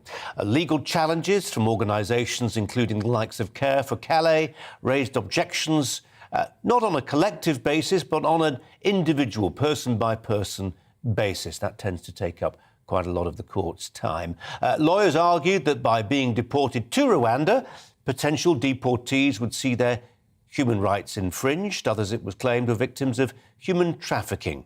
By lunchtime today, that 37, it had been whittled down still further. A Home Office source suggested the number was almost down to single figures. 4 Iranians, 2 Iraqis, 2 Albanians, a Syrian, and 2 whose nationality wasn't being made public. The last few days have shown how difficult it'll be for the government to overcome what's become known in America as lawfare, the use of legal activism to undermine the policies of an elected government. Let's turn to the director at the Centre for Migration and Economic Prosperity, Stephen Wolfe, who joins me now. And hopefully, Stephen, I know in your previous life you were a lawyer, and you've tweeted that you're struck by the fact that in addition to the ruling we've just relayed to people, you said it was important that there was no generic appeal for channel migrant claims. What does that mean? What it means is that you can't bundle hundreds of channel migrants together in one case and start to claim that the government can't send any of them back at all on principle, i.e. the principle that Rwanda is an unsafe place to be, that they're going to suffer injustice, illness, etc. And it has to be now dealt with. And the Court of Appeal was very clear on this, that it has to be individual cases. Now, there is a good principle on that in the sense that, you know, the government has enabled now to go ahead and start to remove people by planes. But the negative will be, as you said, lawfare will start. You'll start to see hundreds of individual applications for appeal when these people get their letters saying they're going to Rwanda. Stephen, can you clear something up for us? I don't know if you can, but I see a lot of emails from people asserting, you know, why should these people, hundreds of people, thousands of people, benefit from legal aid? Are any of them eligible for legal aid? There's no choice, unfortunately. Our membership, by signing the international agreement, the United Nations Convention on Refugees, it makes very clear that any country as a signatory to that has to provide legal advice and legal help for those people who are seeking asylum. And because of our legal system, which enables legal aid to be provided and all the way up to the to the House of Lords, this means that the lawyers can start to claim it. As I heard today, one law firm has made £55 million from representing a trade union who's backing those people who appeal refugee cases. So might it be that far from creating a fast-track conveyor belt for people who are travelling to the UK as migrants who actually don't particularly need to claim asylum in this country, they could have done so at any of the intervening countries between their point of entry and the UK, might it be that actually, far from speeding them to Rwanda, we're in danger here of creating a ATM for lawyers who work hand in hand, hand in glove with the human rights lobby? Well, this is already happening, Colin, unfortunately. As you see that in the cases where we have asylum, there are already innumerable appeals that happen every year. So they are making an awful lot of money from the legal aid system. And I can understand when somebody says, I've just been divorced and I can't get legal aid to make an application to have 50-50 custody over my daughter, but I can watch a channel asylum applicant appeal his right to be able to stay. There's an unfairness in the legal aid system. And whilst the government has been cutting legal aid, this is one area they can't, whilst we're a member of the UN Convention. So we have the European Court of Human Rights, which I believe the government must now look at removing ourselves from. And I've always argued that we must have a complete review of our membership of the UN Convention on Human Rights to consider the modern times that we're in. Final thought. Is there any sense in which the courts themselves and the judicial system will sort this out, will streamline a process. I mean, I really want to, and it's really important, isn't it, that we believe in our legal system. I hate the idea of looking at our legal system as the enemy of the people. I hated all that. We have to entrust in an effective functioning democracy a lot of trust in our legal system, but that trust will start to be corroded if people see migrants who have no legitimate claim to be in this country effectively gaming the system. I think there is gaming in any legal system, unfortunately, that happens. I watched the case today and I watched the Court of Appeal, and as a lawyer and a former barrister, I would say that they were implicit in the way that they were really careful in going through the law and the claims. And they did an excellent job today. And I think not only Sir Jonathan Swift, who was the judge in the High Court on Friday, in very limited time, reviewed the cases and was able to say that the appeals, give them the appeal, but in meaning that they should allow them to go to Rwanda. Both the cases today were a good situation of showing us how the law works. Immediately the Court of Appeal said that the Rwandans' case is dismissed, you saw an appeal by those representing those refugees and asylum applicants saying, can we appeal to the House of Lords? The Court of Appeal rejected that. But what we now know is Care for Calais and other organisations are going to try and sue ministers. They're going to find another route. And that's where people are going to get upset by. It's the constant use of law to thwart policy, which has been voted in by the public. Stephen Wolfe, keep us across it. We welcome your expertise. Thanks very much indeed. Kathleen writes, the Human Rights Act is being used for political reasons to block deportations. It's another Tony Blair mess used by those who are against the elected government. Well, speaking of Tony Blair, Sir Tony Blair, installed today as a member of the Order of the Garter at a ceremony in Windsor this afternoon. The prestigious Order of Chivalry, a personal gift in the personal gift of the Queen. Sir Tony received his knighthood without any publicity from the Queen in an audience actually last week. Sir Tony was one of the longest-serving Prime Ministers during the Queen's 70-year-long reign, was involved in the tumultuous times that followed the death of Diana, Princess of Wales, amongst other things. A petition launched against him has so far, this is against him getting a knighthood, has received many, many signatures criticising in particular his involvement in the Iraq War. Let's turn to Kelvin Mackenzie, former editor of The Sun. Kelvin, welcome to you. I'm still struggling with that turn of phrase, Sir Tony. Yes. Well, he's certainly not entitled to it. I mean, the Iraq War was a total and complete disaster for our country.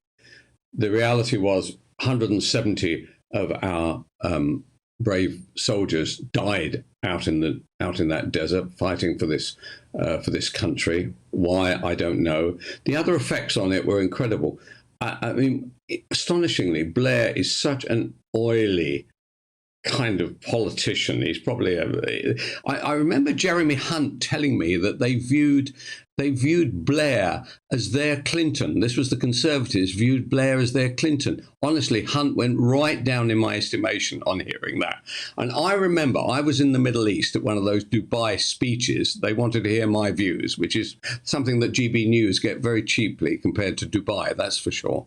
And Blair stood up and he gave a speech, probably the same speech that he gave half an hour later down in Abu Dhabi.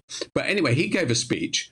At that, a lady, actually, a white lady, actually stood up and said, how is it that you are a Middle East peace envoy when, in fact, you started a war in Iraq?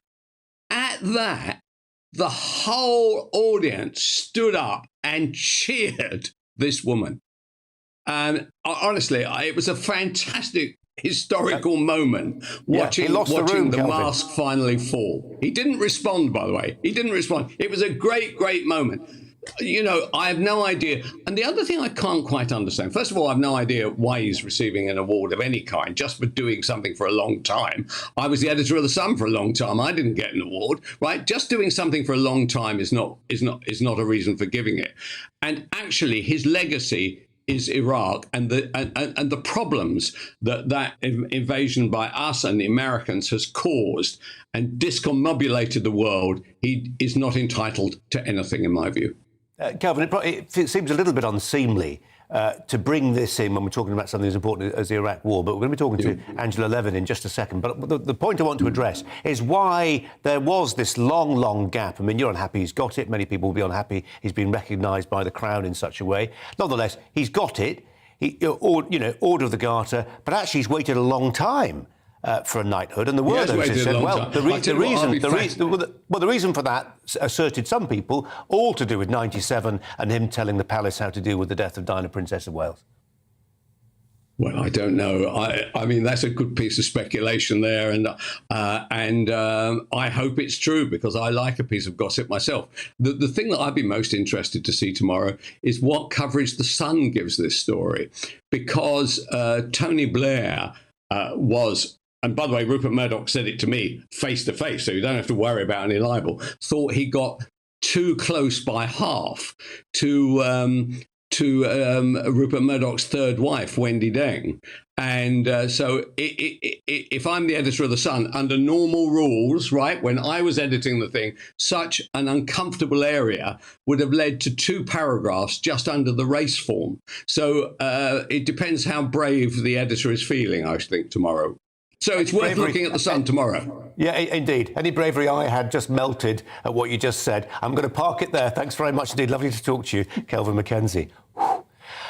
Well, Buckingham Palace has confirmed that it was a family decision for the Duke of York not to attend the public procession at today's Garter Day service at Windsor, according to reports in The Sun, actually. The news follows other reports that Prince Andrew's being encouraged to rebuild his life in Scotland, away from the public gaze. We're joined by the royal biographer, Angela Levin, who's here in the studio. Angela, welcome to you. Hello. I wonder if we might, just before we get on to Prince Andrew, the point I just raised with Kelvin Mackenzie there about how long it took for Tony Blair to be recognised by the Queen, and whether that had anything to do with his handling of that extraordinarily febrile time around the death of Diana, Princess of Wales. Kelvin called it gossip. Is it idle tittle-tattle? I never know what level of gossip it is, but I think the Queen was very disappointed in him taking over rather than her, and that she had William and Harry up in Scotland to actually help them get over the initial shock, the huge sort of bombshell. And she didn't think it was a good idea to bring them down too soon because they were so devastated. And there it was quiet and they could just be together as a family. I don't think that she felt that she didn't want to come down to avoid crowds shouting at her. I remember going every day across the road from where I was working to see the flowers and all that, and the mood got very bad, and I think it was built up because it wasn't explained properly. As another mistake of don't explain, don't complain, that sometimes you have to break those rules. People would have got it, Angela. People would have understood. Yes. That actually, no, we're not coming down to London because actually these two poor lads have just lost their mum, and I've lost my daughter-in-law or granddaughter-in-law, whichever, depending on the relationship, and we're going to stay here. Grandmothers should be able to say that, really. Yeah. And I think it was a great pity that she allowed it to go through because she just didn't like to explain or complain. Straying off point slightly. Today, Order of the Garter, Prince Andrew privately involved, but we don't get the picture of him in the robes, and that's and the feathers. And that's job done if you're Prince William, Prince Charles. Yes, I think it was astonishing to read that actually he'd been going to see his mother every day to check how she was.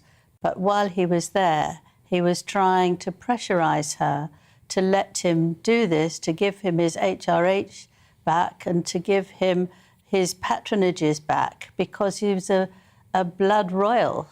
And I think I have rarely heard anything so cruel because she wasn't feeling well. She had a lot of pressure for those 4 days. It had been building up for a very long time that this was the moment she wanted. She's striven to take as much part as she could, and she couldn't do very much, which is very sad. But for him to nag her and almost bully her into letting him have what he wanted, which he has achieved a great deal over the years, is absolutely unspeakable, and all the more reason why he shouldn't appear at all and should be going up to Scotland where they don't have television or radio and disappear. No, they do have it, actually, Angela. Well, there must be some little bits of the countryside where there isn't a very good reception. That's what I meant. Not that they don't have it. No, I know what you meant. Yes. I'm just being cheeky. I mean, there is just a annoying, aching predictability about this. If you'd said to me 2 months ago when we were discussing this at the time that Prince Andrew wasn't going to go quietly into the night with a glass of whiskey and a revolver, metaphorically, and disappear into the Glen, there not really to be seen again as he quietly goes about curating watercolours or whatever he could have done to keep out of the limelight. And actually, as we predicted, I think you predicted then, he won't do that. He won't go quietly. It's not in his nature. Yeah, I think one of the reasons is that he doesn't think it's been a terrible time for him. You know, he handed over the money to Geoffrey, and that seems to sort of sort it out for him. I don't think he actually feels that it was a very terrible thing. OK, that's over now. Let's get back to where we were. And we also, he does protest his innocence still. Otherwise, it wouldn't happen, would it? We wouldn't be so determined. No. And in the interests of you know, being fair, he is protesting his innocence. He has not been found guilty in any court. No, but there's a lot of grubbiness around him. OK. Angela, thanks very much indeed. Coming up, a key ally of Vladimir Putin has warned that the horsemen of the apocalypse are on their way, a not too thinly veiled and potentially explosive threat to Western leaders. First, in a week that's going to be very warm, the weather. Welcome to your latest weather update from the Met Office. My name's Alex Deakin. Hot and sunny weather for many of us through the rest of this week, with temperatures steadily ticking up, probably peaking on Friday. It's not going to be hot and sunny everywhere, however. Like today, there'll be some showery rain at times across northern and western parts of Scotland. A few showers in southern Scotland during this evening, tending to fade away. For many, it's going to be dry. The cloud will tend to melt away as well. So we'll have clear skies and actually quite a cool night across England and Wales. Temperatures down into single figures. But temperatures, as I say, will be building both by day and by night as we go through the rest of this week. The details for Tuesday, well, dry and sunny for many, but there will be a lot of cloud across northern Scotland, some rain at times, particularly for the Highlands, the Western Isles and Shetland. Maybe the odd shower for Northern Ireland and southern Scotland, but for most places it's fine. It's warming up, temperatures into the high teens or low 20s, maybe into the mid-20s across the southeast. Cooler though with the breeze and the outbreaks of rain across the northwest, which will persist through Tuesday evening. And in fact, be on and off here, the rain through the rest of this week. Elsewhere, again, clear skies leading into a sunny day once more on Wednesday. And again, temperatures will be ticking up further. Still some showery rain, perhaps over northeast Scotland, more particularly across the west coast, maybe a little bit pushing into Northern Ireland later on Wednesday. But for the majority across southern, eastern Scotland, England and Wales, it is a day of sunny spells and building heat. Temperatures by Wednesday more widely into the low to mid-20s, maybe peaking in the London area, 28 degrees. Again, it will be cooler in the northwest. Temperatures are set to rise further as high pressure moves in and then just ambles its way to the east, allowing a plume of even hotter air to push northwards. Temperatures are likely to peak on Friday, over 30 Celsius across the southeast, probably turning cooler through the weekend.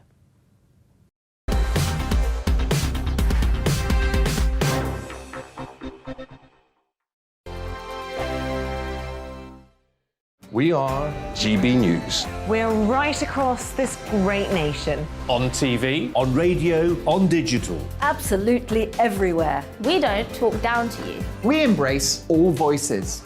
With honest and civilised conversation. We're not part of the establishment. We're one of you.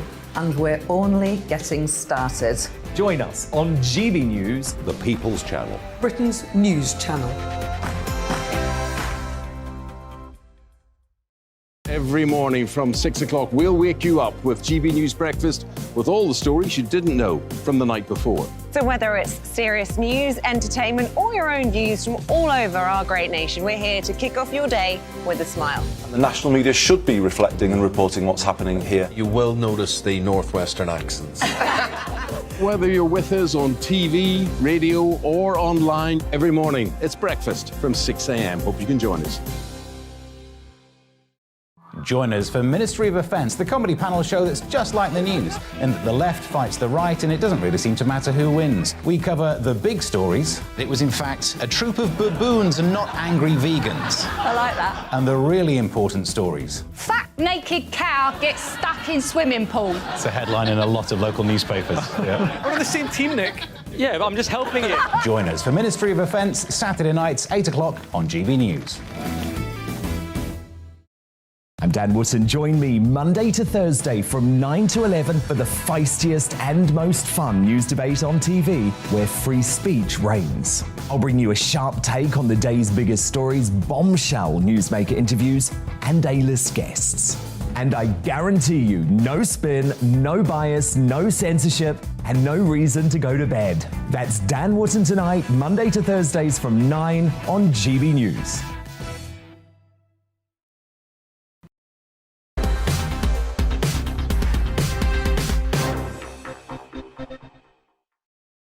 £5 You're with Colin Brazier on GB News, on TV and on radio. We've talked a lot, haven't we, over the last year about e-scooters, whether they're a way of freeing up our roads to get more people on them and less traffic, and whether they're good for congestion, but also lots of stories from you about the danger they pose on the roads, particularly for those people who are perhaps less mobile or partially sighted or hard of hearing. This from Nottinghamshire Police within the past 6 or 7 minutes, who tell us that a pensioner has died in hospital 6 days after she was hit by an e-scooter ridden by a 14-year-old boy. Nottinghamshire Police said 71-year-old Linda Davis, known to her family and friends as Lou, was in collision with a privately owned electric scooter. This was last week on Thursday in the afternoon. She was taken to hospital then, but died last Wednesday. A key ally of Vladimir Putin has warned that the horsemen of the apocalypse are on their way, in a none too thinly veiled and potentially explosive threat to Western leaders. Dmitry Medvedev, who served as president of Russia from 2008 to 2012 after Putin, said Moscow would attack cities in the West if Ukraine used missiles provided by the US to attack Russia. Let's turn to Major General Chip Chapman for analysis of this. Chip Chapman, welcome to you. Bluster, but from somebody we used to take seriously. Well, Medvedev has got form already on this. So as the deputy chairman of the Russian Security Council, we might recall that only a month ago, he was warning of a particular form of Armageddon should Sweden and Finland join NATO. So the four horsemen of the apocalypse, of course, are death, famine, war and conquest. All those things are going on with Russia at the moment. And indeed, they are seeking to securitize the food aspect of this to try and place leverage on Ukraine by the international community. So I think there's potential escalation in four ways. Medvedev's thing is the rhetorical escalation. The second one is in geography. So in terms of the battlefield, the rear area from a Russian perspective is the support that comes through Poland and Romania. The third one is the domains. A couple of days ago in the cyber domain, Putin was also warning that that could spill into open warfare in real warfare rather than the cyber area. And the fourth one here is whether the Russians are actually using this and the language that Putin did in the last couple of days to actually go for a wider mobilization. That is, that this would go from a special military operation to war, and therefore whether its war aims will change. What they're really trying to do, though, at the moment, is they don't want the battle to be equalized by the multiple rocket launch systems being given to the Ukrainians. You know, you want an unfair fight if you're a Russian, and that is what is happening on the battlefield at the moment in the area around Severodonetsk. Who's this language? I mean, they're sort of trying to mobilise the Russian language, aren't they? But who are they doing that for? I mean, is that a domestic audience? I mean, you know, biblical references from the Book of Revelation, I'm not sure how much ice they cut in large parts of the West anymore. But in Russia, I'm guessing it's worth a bit more. Yeah, and the key question is it's two audiences. It's the domestic audience and the foreign audience. So the real question is, are we deterred by this language? Is the fear of the threat of Russia acting greater than the fear of Russia winning or Ukraine losing? Now, we've always said that there are three things which apply always at the same time: domestic politics, alliance politics, and perceptions of Russia. My perception of Russia is still that this is a revanchist regime which is up for a land grab, reinforced by the language recently in the last week of both Medvedev and Putin. He is not going away, and his maximalist objectives might still be there. It could be that the Donbass is not where he wants to ultimately stop, particularly if he does go for this escalation via mobilization. At the moment, it's a sort of silent mobilization by using contract soldiers where he's raised the age that people can join the Russian forces. That is not going to achieve operational and strategic success in the short term. But if it was a wider general mobilization, then all things are in play in the future. Thanks very much indeed. Coming up here, we'll debate whether second homes help or hinder coastal towns. We'll be discussing how Whitby is looking potentially to ban second home ownership, new builds specifically. First, let's bring you up to date with the latest news headlines with Polly.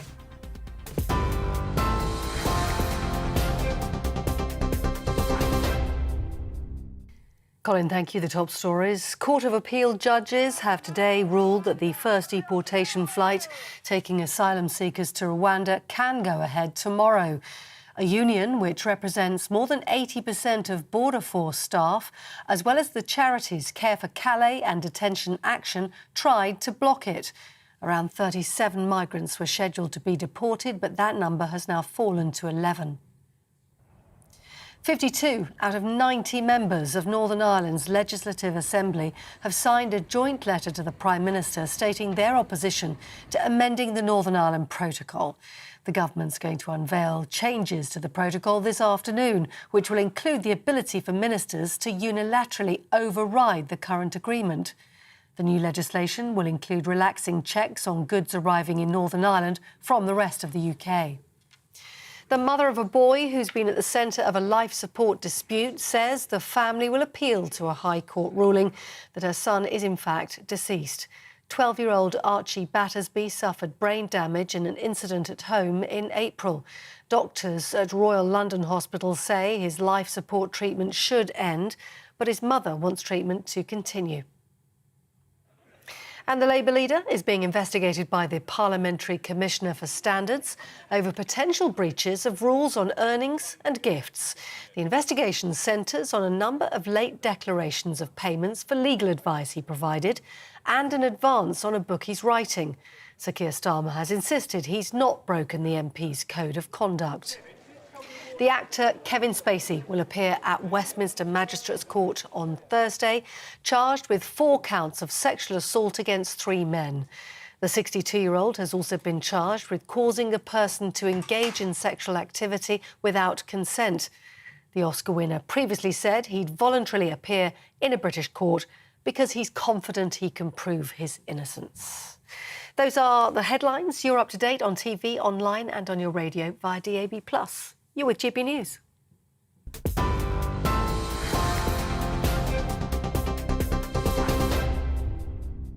Direct Bullion sponsors the Finance Report on GB News for gold and silver investment.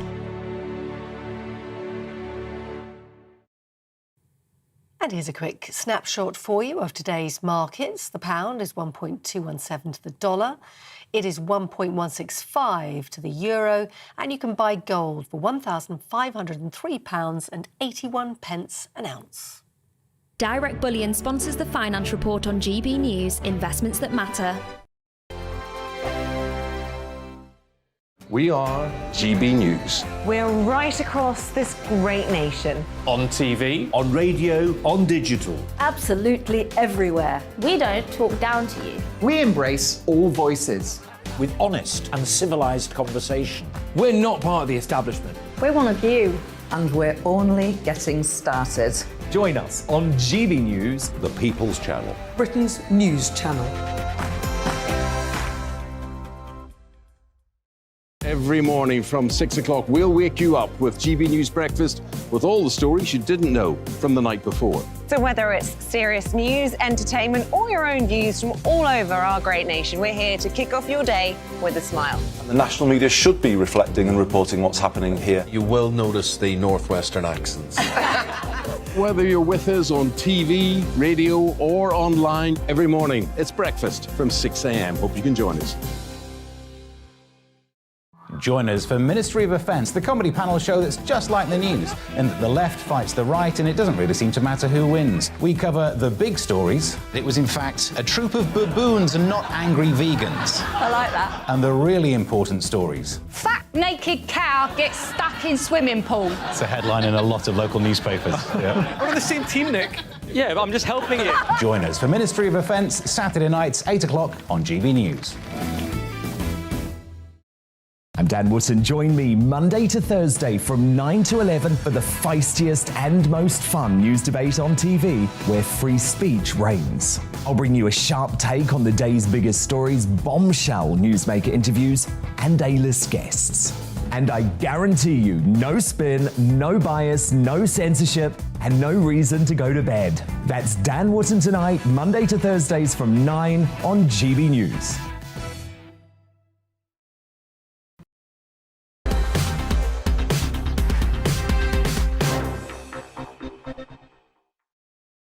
Our debate this hour, well, starts with this. As a child, I was one of many thousands of kids from West Yorkshire whose summer holidays meant a few days on the North Yorkshire coast, Scarborough, Filey, and prettiest of all, arguably, Whitby. But Whitby's picture postcard appearance may turn out to be a problem, at least if you are a local looking to buy a home there. One recent development in the harbour town saw 19 of the 20 properties sold to second home owners or investors. Locals, they're now being polled to see if they want action to be taken to limit second home ownership. That, for instance, has happened recently in Cornwall, in St Ives and elsewhere. So we're asking, do second homes help or hinder coastal towns? We're joined by Matthew Lesh from the Institute of Economic Affairs, and in time we may be joined by a voice from Whitby, if they can get the technology to work there. Matthew, welcome to you. I suspect you're going to say rising tide lifts all boats. If people go into communities, which maybe not so much somewhere like Whitby, but you can think about other parts of the coastal Britain, with an injection of cash, what's the problem?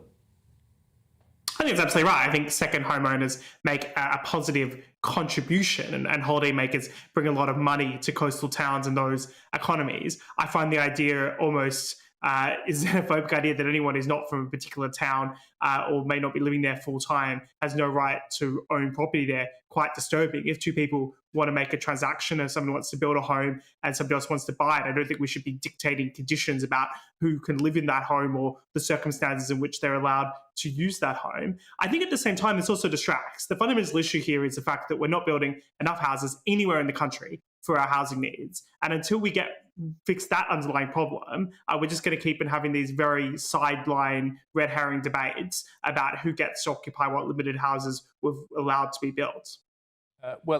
Ella's going to sort of take up the other side of this argument, not standing in for those who were due to join from Whitby, but just to put perhaps the argument, Ella, that that Matthew Lesh says shouldn't be sympathetically viewed, but there is an argument that says that my family grew up here, my grandparents grew up here. This is one for Ella Whelan, if we can just have a look at Ella. Therefore, I've got a stake in this community, and I, at the very least, can mourn the fact I can no longer afford to live here. Yeah, I think Matthew's bang on the money, and that the main issue here is building houses, and that should be in any debate about housing, that should be the priority. But if it is true that tourism plays a key, and all that comes with it, holiday homes and things like that, plays a key role in the income of many of these coastal towns. But if you look at the off-season, for example, somewhere like Cornwall, people's ability, the economy in places in Cornwall is entirely dependent on just several months of the year, and people's lives outside of those several months are in pretty poor conditions. They can't get decent long-term jobs. They're often not. They might rake it in between May and July, but in the other times, things are quite tight. There's also the question of kind of a sense of community, which we know is increasingly important, even more so post-pandemic, when people are looking around them and realising that actually their neighbourhoods and their backyards and their towns are important to them. Having that kind of soulless sense, which inevitably holiday homes do invoke in those off seasons, is something to lament. Whether I'd go as far as to enact some of either legal or restrictive action to stop second home ownership, I think I'd probably be sympathetic with Matthew. But let's not neglect the fact that there is certainly something of a kind of vampiric effect on these towns with the tourism industry. Well, actually, you chose your word very carefully there, actually, Ella Whelan. Whitby known, of course, as, doesn't it feature in Bram Stoker's novel? I am a literature student, You're so clever. You're so clever. Matthew, I'm a hypocrite. I've booked me and the kids into an Airbnb for Christmas, but I sort of, on one level, hate what Airbnb stand for. And there's a particular problem with Airbnb in Whitby and St Ives, but certainly in Whitby. And you know what the problem is? It's the sort of social cohesion that Ella was just talking about. If you've got a different, somebody different in every week in the flat next door, or that lovely picturesque, pretty little picture postcard fishing cottage that you'd quite like to buy but can't ever afford it, even though your family have lived here for generations, that's a problem, no? I think I'll take Ella's point. It is a problem for social cohesion and that sense of community. I'm not sure that it's a clearly, simply solvable problem by saying get rid of these outsiders here. The alternative to having people coming in on Airbnb is probably actually much worse economic despair for the community. A lot less funds, a lot less opportunities for people, a lot less local business, a lot less jobs, and in fact, more people moving out of the community if we don't have that opportunity that's provided by that tourism money. So although some people might say, oh, isn't it terrible? I don't know my neighbour the way I used to, and somebody else is living there. And we can also see that more positively. Isn't it great that more people have access and opportunity to visit these parts of the country and that they're holidaying domestically if that's their choice? I mean, there's obviously a bit of a to and a fro here in terms of the costs and the benefits. And just saying, well, all these terrible outsiders coming in here to destroy our community, I don't think it really plays out that way in practice when you consider what the alternatives might be. Apologies if you're listening on radio. We're just seeing some fantastic footage of St Hilda's, isn't it? Overlooking I want to go visit Harbour. It's beautiful. It's beautiful. Though I think this looks a bit... Oh, no, it's a real deal, isn't it? Beautiful. Anyway, drone footage, fantastic. Sorry if you weren't listening on radio.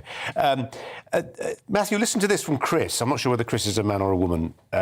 We have a family holiday business in Whitby, 2 townhouses that we let for holiday accommodation. I was alarmed to hear Scarborough Council considering a ban on holiday homes. Our business spends over £40,000 in the local economy, and our guests will more than double that. The council needs to be careful, as the holiday business provides jobs and income for the town. I mean, Whitby, back in the day, Matthew, Whitby, fishing, I think it was an old whaling port, wasn't it? Hence, there's a monument to it, actually, overlooking the harbour. These days, it's tourism first and foremost. I think it's a beautiful town, and this is one of those interesting political economy questions, isn't it, Colin? Where you might have the businessmen who are a small minority but a big economic contributor to the community, versus some of the locals who are frustrated by all the tourists. So the overall benefit, the economic case might be in favour of allowing tourists to come in, allowing them to use their second homes. The political case for that might be, at least in a short run, a lot more difficult for the council. There might be a narrow majority who don't feel like they benefit from it, who are willing to vote against it. And the council has to make the decision about whether they continue with something against some of the loud negative voices, or whether they see the kind of broader economic benefits to their community as well as the benefits to the outsiders. The people who won't have an option to vote in this advisory referendum are people who come and visit the town, and none of them are going to get to say, well, I think this is great that I get to visit here. And Ella, just as somebody, Ella, you're very fond of democratic processes. I mean, do you not like the idea that here's a question, a substantive question, albeit one that actually can't change anything from the parish council, but this is a democratic process. The local people have been asked whether they are comfortable with the changing nature of their town and whether they want to try and do something about it. Yeah, well, I mean, I suppose I have no problem with that. I recently went to Clovelly, which is it's not a town, it's a tiny fishing village in Devon, which is completely privately owned. And there are and you have to pay to get in. And there's a big, long, steep hill, and nobody gives you a lift back up.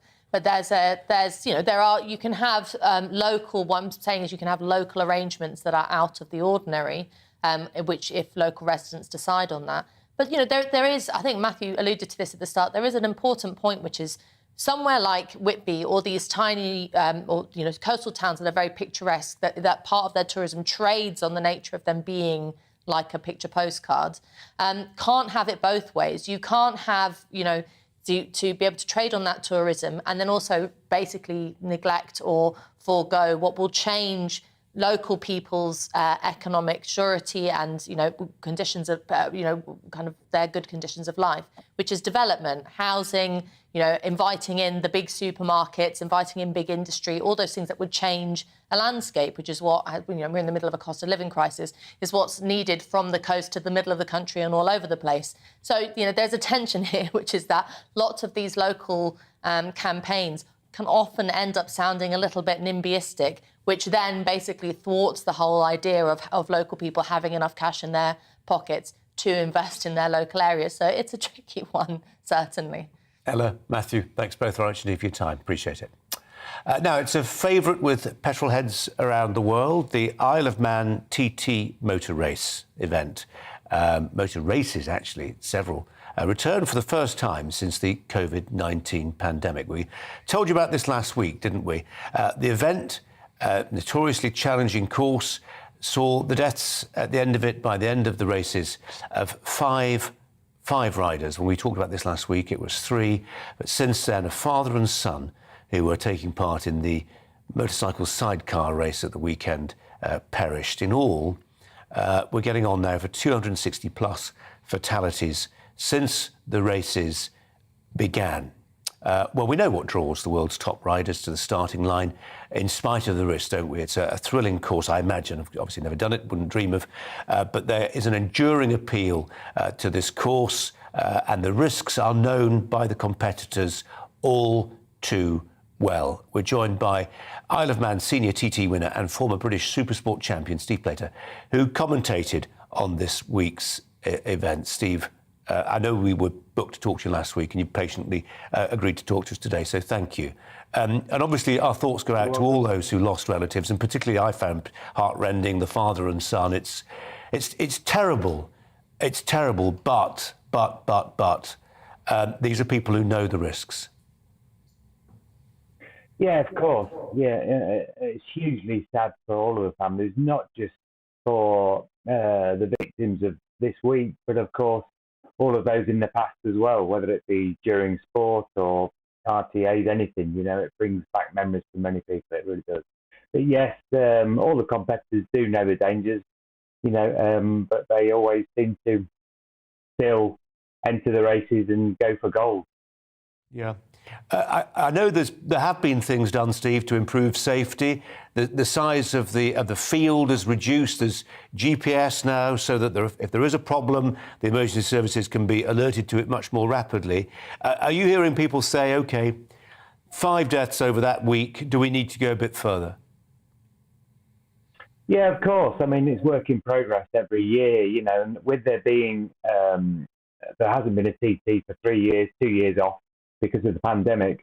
There's a new safety management system in operation that will be going for the foreseeable future, of course. And they will be investigating everything that's gone on during the 2022 races and making improvements to the best of their ability.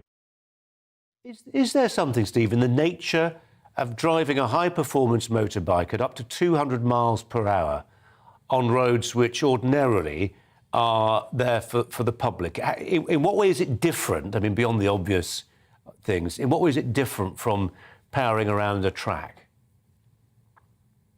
Yeah, it's quite different. There are more, we call it furniture obstacles. If you make a mistake or crash or have a problem, there's obviously a big thrill. It's a different discipline to any other course, or what you would call a short circuit course, like your Silverstone or Brands Hatch, which is a purpose-built facility with runoff areas.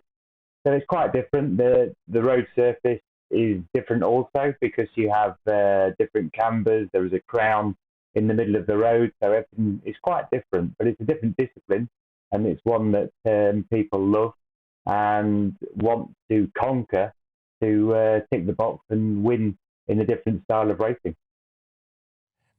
Do you think, Steve, there'll be people, either people on the Isle of Man or people who have been competitors and plan to be future competitors who will look at this year and just say, I enjoyed my racing, but that's, I'm now looking at that balance of risks and rewards and coming down on deciding I've had my last race? I don't know. Never has been, and I don't believe there will be. Now, possibly, somebody that's maybe a little older and getting towards the twilight of their professional career, or whether it's a hobby, they may decide their time is finished. But that is no different to when I retired. I went along to the Isle of Man TT as all of the other disciplines that I raced, and won races, and then decided to retire.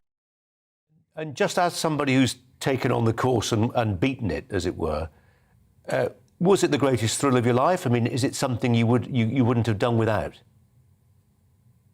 Hugely, and it's not just about winning the races. There's, a lot of the competitors probably won't get to win a race, but they improve their personal best. They love the thrill of riding the course. It is man and machine against just the road. It's a time trial, so you set off on your own.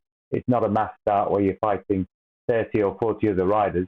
Of course, you're fighting them on a stopwatch, but not on the road. So, it's without doubt, it's probably my greatest moment, winning the senior TT on top of all the other wins that I had during my career.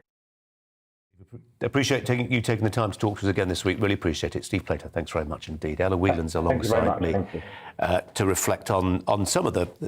there is a philosophical question here behind all this, isn't there? When 5 people die in a week of racing on the Isle of Man, there have been people saying, stop it. And there are others, I'm one of them, I don't know where you stand on this, who say people know the risks.